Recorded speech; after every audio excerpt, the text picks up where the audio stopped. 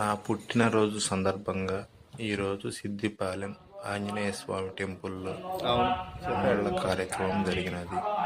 ప్రసన్న ఆంజనేయ స్వామి దయ వల్ల అందరం సుఖ సంతోషాలతో ఆయురారోగ్యాలతో ఉండాలని కోరుకుంటూ మీ Prasad Reddy. Thank you friends.